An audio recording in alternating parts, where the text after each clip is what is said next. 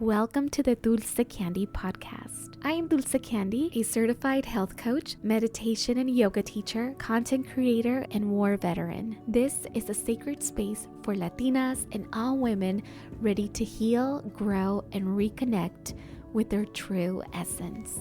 Here, we slow down, breathe deeply, and have real, honest conversations about life, spirituality, wellness, healing, and the beautiful, messy moments in between. Through guided meditations, heartfelt chats with inspiring mujeres, we'll nurture the mind, body, and soul. So grab your cafecito or cacao, open your corazón, and let's dive in. Hola chicas, welcome back to a new episode. Before we dive into today's conversation, I have some really exciting news. Our next Sweet Soul Retreat is happening in Egypt from October 8th to the 14th in 2026. I am so excited. We just got back from Bali. I have to do another episode just kind of like reflecting on everything that I learned in Bali, and it was just one of the most beautiful experiences. So if you guys want to see the full entire vlog, it's up on my YouTube channel just so you can see what happened there. I mean, I can't even put into words or really describe the experience of sisterhood, and the land of Bali is just so beautiful, spiritual, and it was just one of the most amazing times. So I am so excited to announce we are going to Egypt. I am so grateful that I get to travel the world and teach meditation and do it with you guys. So this is going to be a very special time. We're going to explore the pyramids, the Nile, do some belly dancing, so many more things in one of the most sacred lands on earth. Spots will open soon, so make sure you join the wait list through the link in the bio so you can grab that early bird discount. It really pays off. And if you're listening to this after the 28th, you can click also down below and sign up for the retreat. Spots are going to fill up soon. So many people are so excited about this, and I am as well. Now let's talk about today's guest. I am so excited to have someone I look up to, Christine Gutierrez. I know so many of you guys know her and follow her beautiful work. Christine is a licensed therapist and the author of I Am Worthy, which is her new book. She also published I Am Diosa. Christine blends modern psychology with ancient wisdom to help us break free from people-pleasing, playing small, and hiding our wild woman spirit. Her new book is full of rituals, affirmations, and healing practices that help us reclaim rest, embrace abundance, and honor pleasure as a radical act of self-love. I can't wait for you guys to hear this conversation, ladies. Let's welcome Christine.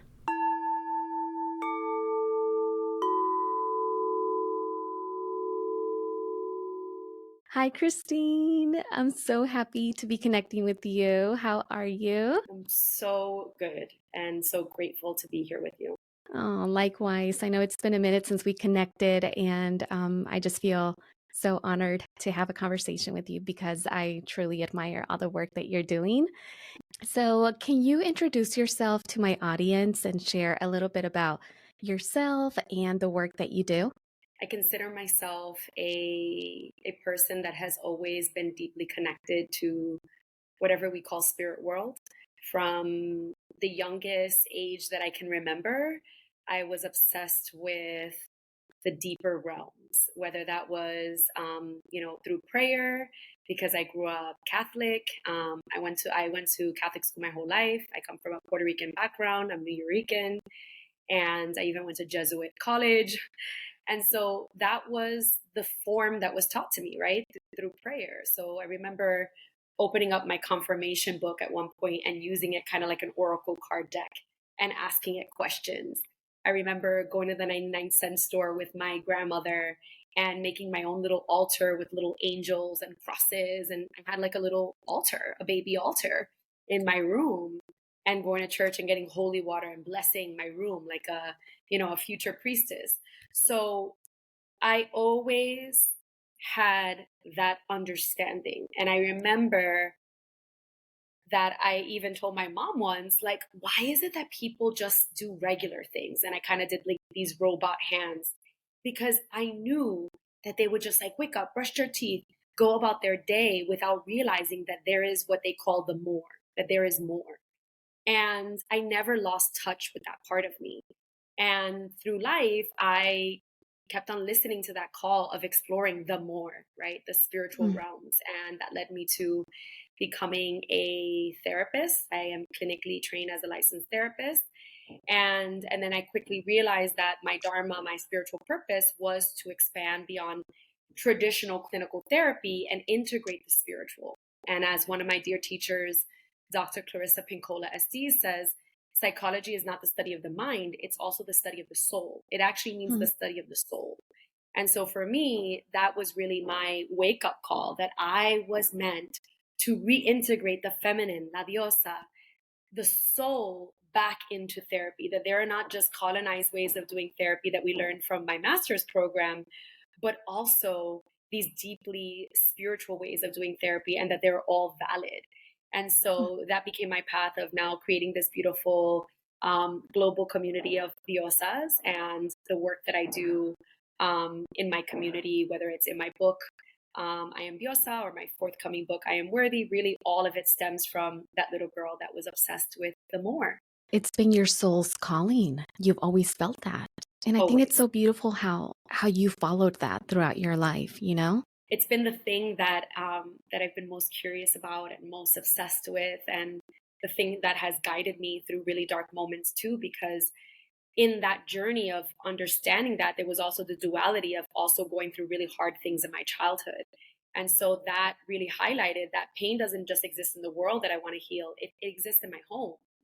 And so how can I, because I knew it was wrong. I knew that that there was another way, right? So I also became curious about this connection between the healing that happens in our homes, in our hearts, in our psyches, in our souls, and the connection to this purity of this spiritual realm. And so for me, that connection was very obvious, that the more connected we are, the more we can heal Mm. these generational wounds as well.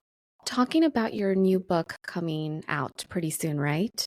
I Am Worthy. Yes. First of all, just love the titles because they're so powerful in itself. You know, you choose to use I am, right? Yes. So An you're very affirmation. intentional with that. An affirmation. Yeah, I do believe those are some of the most powerful words in the universe. I am. And so what inspired you to write I Am Worthy? And what was that moment of feeling like this is my next book? This is the message that I need to share. Yeah. My first book is I Am Diosa. And that for me was a big moment in owning, right, that I can have this bilingual title as a Latina author, right, and really owning that this is what I do. This is, I get to have this title and to really own that. It was a big moment for me in my cultural confidence, right? And when I was Mhm. thinking about I Am Diosa, really dove into like the deeper realms of like this like shadow work and love addiction and child abuse, and really coming back to that divine feminine source within us and doing that like that healing and that root healing. And then I realized that when people would ask me, what is the core of everything you do?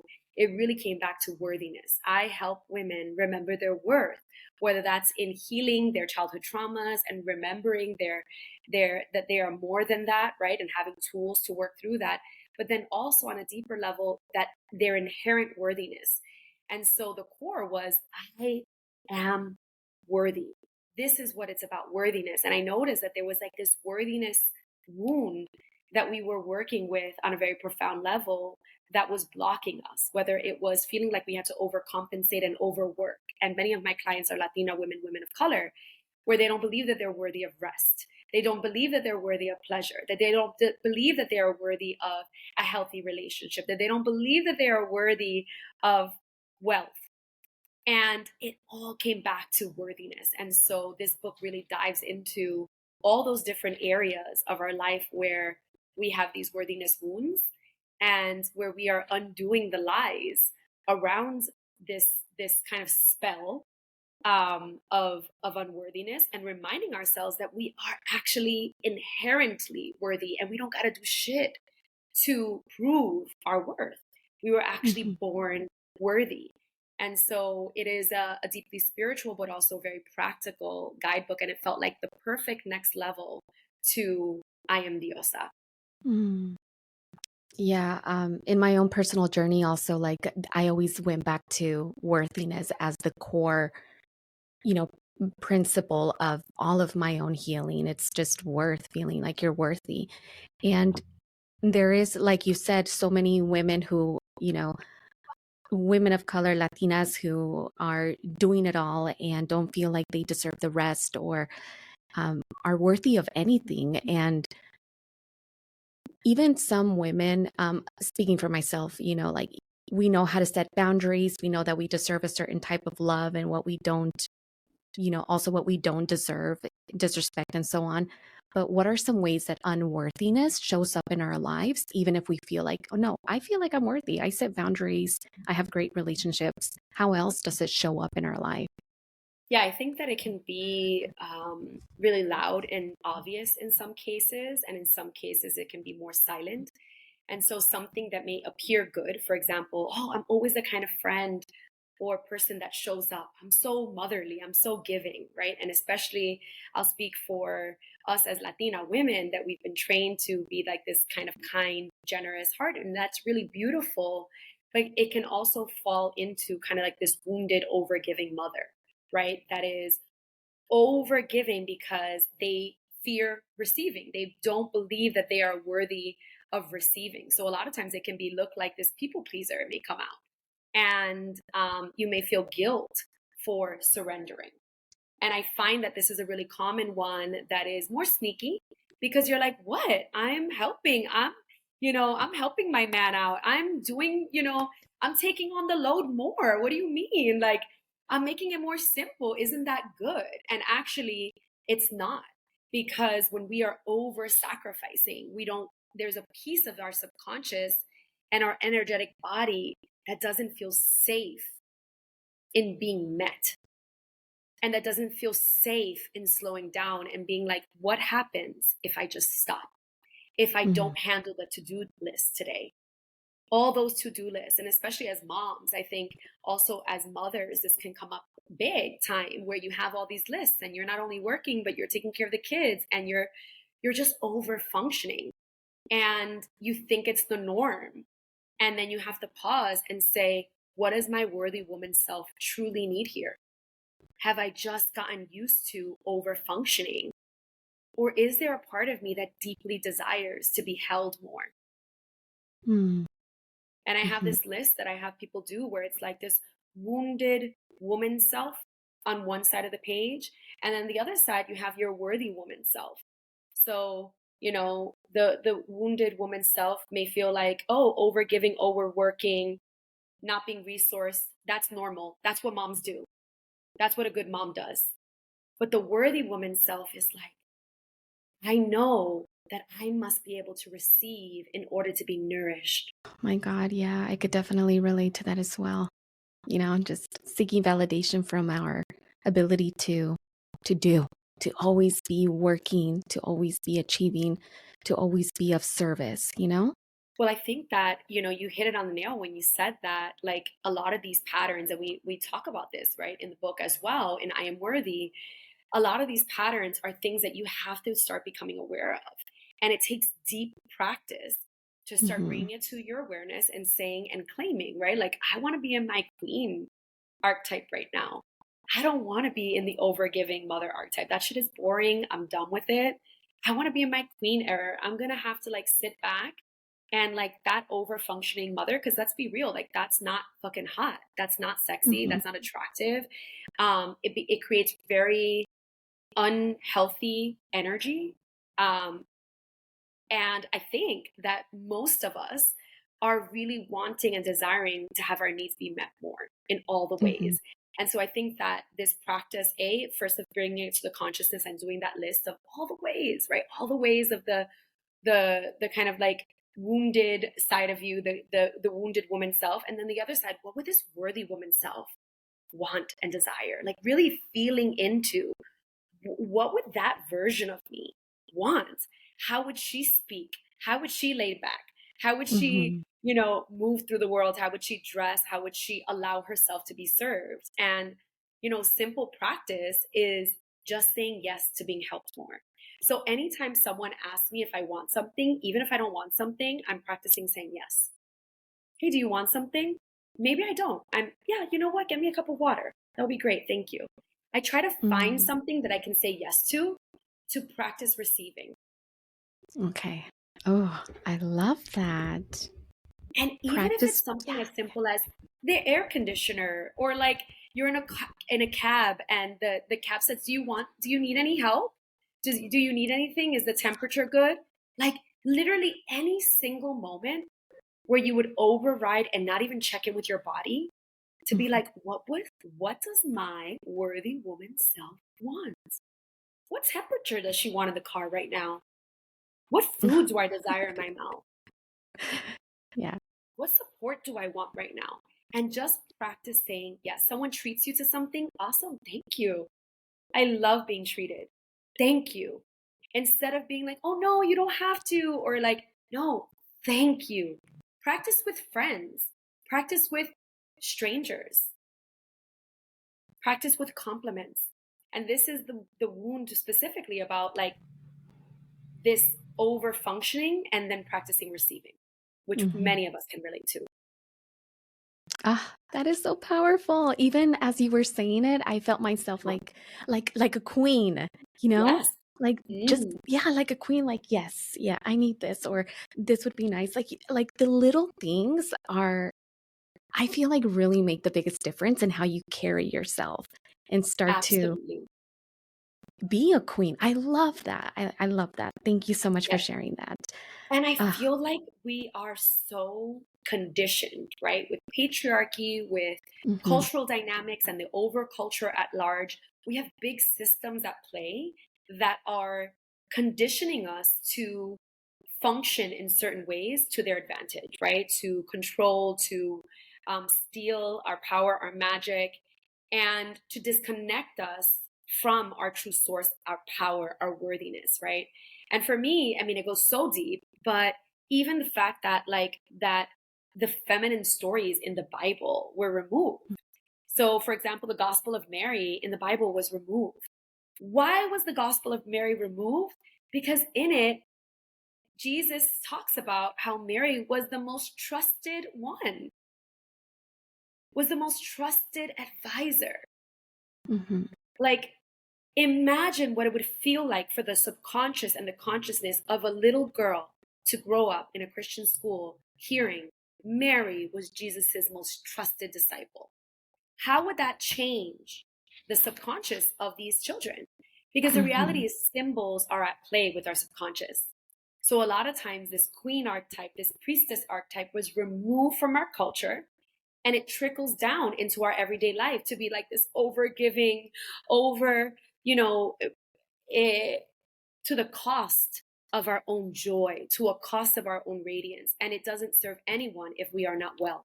We need mm, all the women of the world to be so fucking nourished and well so that we can do our good work in the world. Because the truth is, women, mature women, wise women, have so much love to give. That is our superpower, but no longer at the cost of ourselves and our own well being. So, this is a huge worthiness wound for us and something that we get to heal. I mean, when I started doing my work, also just understanding the Bible, you're so right about that. Like women in the Bible never abandoned Jesus.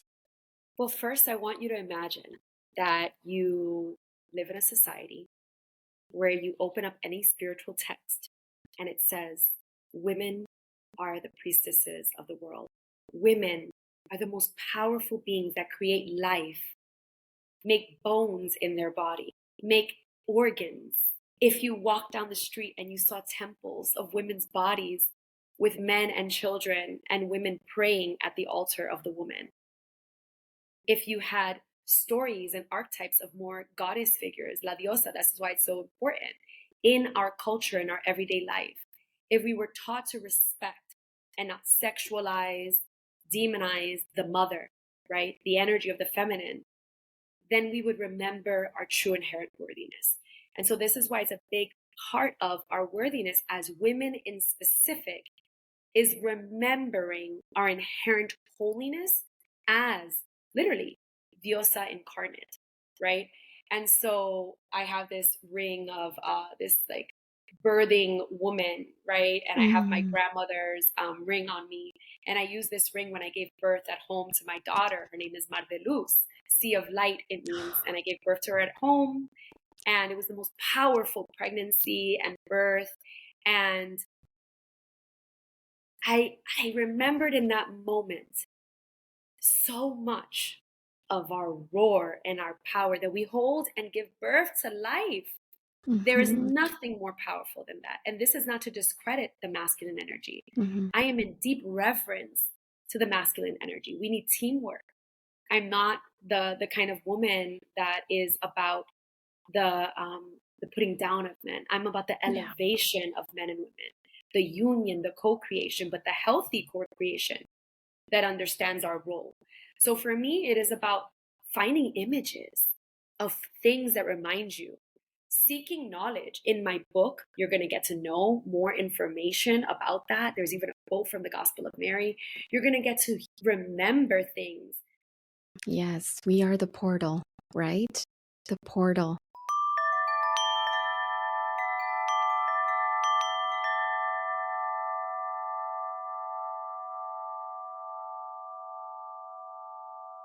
What an amazing conversation with Christine today. If her message spoke to you guys, please make sure you grab her new book, I Am Worthy. Break the spell of unworthiness, reclaim your divinity, and unearth your true power. It's honestly the kind of book that you're going to want to come back to again and again if you ever need a reminder of your power.